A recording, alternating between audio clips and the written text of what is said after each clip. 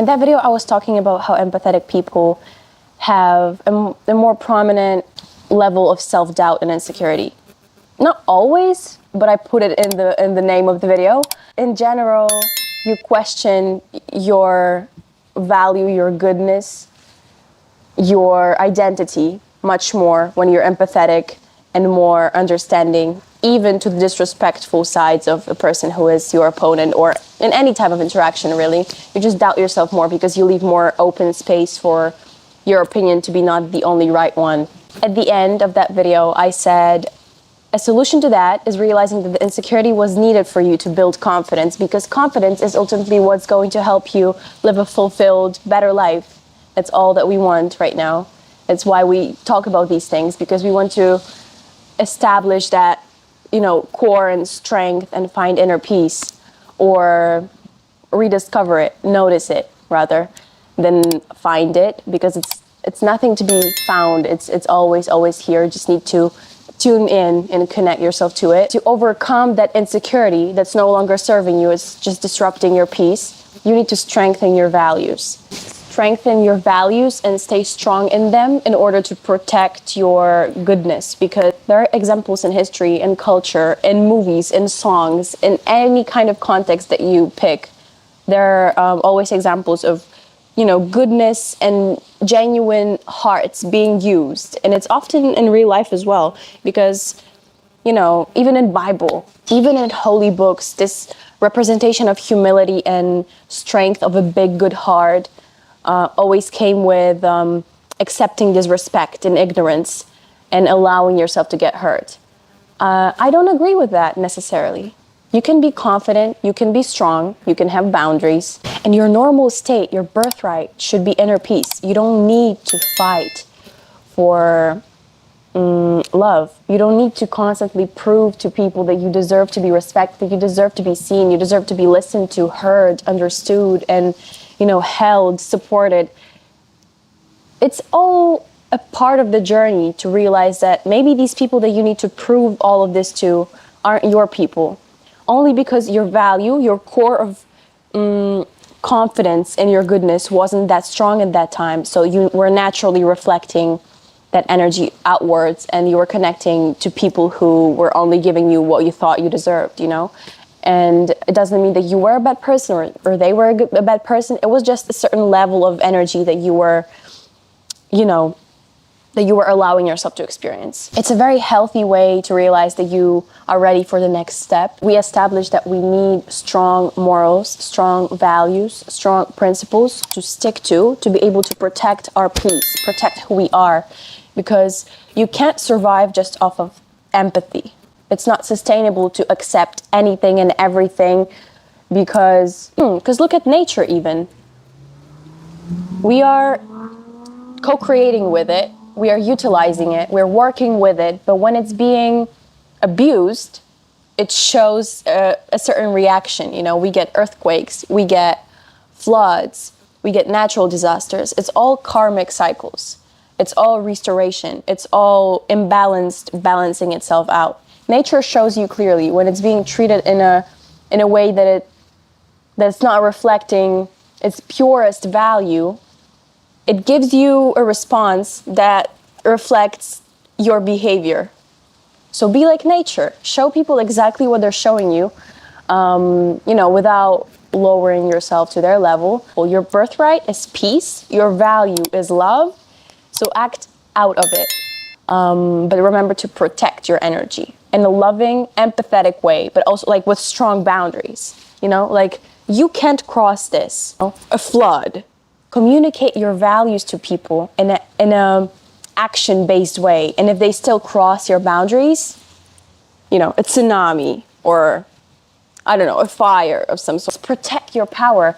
You can create so much with it, especially if you connect it to all the other sources of pure love that are out there. If you don't decide to just use it on anyone and anything, because it's very attractive. Goodness is very attractive. Everyone wants to have a piece of empathy, especially if they don't have to act on it, if their ignorance is going to be accepted, if they're still going to be loved and understood for their mistakes and forgiven all the time. This is a good topic for a video, or, forgive and forget, or forget or forgive. You know what I mean? You know what I'm saying here? It's like, can you forgive and accept someone, but still choose to have no contact with them in order to protect your peace? Or is it not counting as forgiving? Okay, anyways, our main thing right now is, though, to strengthen our values. And it really depends on the type of person you are, on the stage of your evolution you're in. But if you don't have set values right now, focus on building them. And in order to build or sustain or strengthen, it doesn't really matter, your values, you need to take action. It's the only way to show your body that something is changing, that you are, connecting yourself to this intention. Intentions aren't reflecting who you are. Your actions are. So you need to treat yourself like you want to be treated. You need to see yourself as you see other people. You expect from people to be confident in their intentions towards you and show you in their actions what they want from you, how they actually treat you, how they see you, how they respect you, but you don't expect from yourself to do the same thing. You are saying that you want to be healthier and you still eat trash food. You say that you are strong, you have this like wellness mindset, connecting with nature, you respect everything that's around you, you're very connected to the source, and you still hurt others, you still hurt nature. Your actions need to align with your values, with your intentions, in order to strengthen them in any way. You can't just say that you believe in meditation, that you are clearing your mind, that you want to have a peace of mind without actually praying, meditating, sitting in silence. Hours of analyzing, journaling, breathing in the wind, sitting in the dark. You can't just say that and become that person. Almost like overusing affirmations in real life, not like standing in front of the mirror and saying I'm beautiful, not in that sense, but like saying that you are doing something, stating that you believe in something, then acting in a completely opposite way. It's exactly how you not become the person you want to become. It's just, it's actually a scientifically proven chemical reaction in your brain. When you tell everyone what you're going to do, when you tell everyone your plans, so I'm going to run a half marathon in May, and you're telling everyone this, you get a hit of excitement, you get a hit of that pleasure, hit of dopamine, because you were praised for a second, you were like supported for a second, and you feel really good about it. And that dopamine that you got from that reaction or response kind of fills the gap of the emotion that needed to be, completed, of like the reason why you actually wanted to do the run, if that makes sense, So that dopamine was enough for you. So you're not even starting to do the thing that you were telling everyone. And it's not just with like running, anything, any of your plans, don't tell them to people right away. Not just because, you can mess up the energy, Of course, if you believe in that, obviously don't tell anyone, I don't care. But it's gonna mess with your idea of how you actually complete your tasks. Do everything for you because you promised yourself to do this. Your values define who you are, and you want to be the lightest version of yourself. So do it to be that version of yourself. Do it to be stronger. Do it to feel better. Do it to show up in a more loving manner to everyone and everything. You will see progress in your mind doing things even if it doesn't want to do things. And that's the progress that you need to strive for. Don't expect to reach the goal right away. Don't expect to meet your soul family because you gain this strength in your values right away. A following question to that question, how to strengthen your values, was, how do I connect with people who have similar values? Because often people on self-improvement, people on their healing journeys, people who have more, who have less acceptance and empathy to ignorance than most people, they find themselves to be very lonely, very isolated, very disconnected. They can't relate to anyone. It's almost like there is a wall between you and the world. You see everything, you engage with everyone. At some point, you might stop engaging with everyone because it's so excruciatingly painful and exhausting. One thing I'll say, don't intentionally disconnect and isolate yourself from everyone, because human connection will actually help you on your healing journey. No matter how maybe low quality it is. I'm not saying go into abuse, because obviously if you're abused, that's like too low of a quality. I'm saying if it's surface level, let it be surface level. Obviously don't make these people your best friends or call them your family or your tribe, but do not reject every interaction, because it's not elevating your spirit. Everything can elevate your spirit. A simple smile from a stranger, a simple little conversation with a cashier can elevate your spirit. It's kind of an act of ego to say that you don't connect to people. Like you will realize this after. When you isolate yourself for a long time, you start to see patterns in your thinking. You start to actually recognize your own issues, why you disconnected, why your behavior is kind of not helping you grow in a certain way. You will see all of this, but just don't disconnect from everyone. But build strong boundaries, because staying in relationships that are limiting you, that are stopping you from your growth, that are not supporting your evolution, it's not doing you any good. And see, this is a very important thing. If people don't understand your journey, it's completely fine. If people actively don't support your journey, that's when you kind of turn away. This is how I see it, because not everyone will understand you. Actually, most people will never understand you or realize why you're doing this or connect to your purpose. But them still having belief in you and them still showing love and support and, being there with you, holding space for your realizations and, believing that you can go far is the type of genuine energy that's very valuable. And they actually deserve to be in your life, So they kind of reflect your values, not in a way that they reflect your values, meaning they're going in the same direction, because that's unsustainable. That's too high of an expectation to have right away. You want to have people around you who are interested in investing, let's say stocks. And your friends are making fun of you.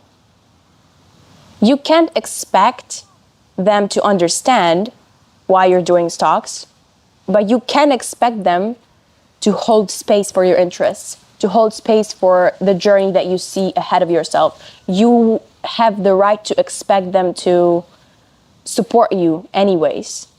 And if they don't, that means they're not reflecting the value of empathy that you have within you, but they have the right to not reflect the value of investing in stocks.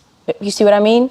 So they don't have to go in the same direction, but if they're not holding space and love in their heart for your vision, it's when they kind of move away from you, because you've outgrown them in a sense. You're just going in two completely different directions, People who are interested in medical field, people who are interested in arts, and people who are interested in stocks can go in one direction, even though their paths are different. But people who are ignorant, people who are loving, and people who hate are completely three different paths, if that makes sense. First step to connect with people or connect to people who see your value, match your values, is clearing your following, but in real life. Stop connecting or empathizing or allowing in your space people who you don't feel understood around. When you leave their presence, you feel drained. You feel like a burden. You feel misunderstood, or you feel completely not seen and just ignored. Why do you want that? Why do you need your space to be cluttered with this energy? I completely do not understand this.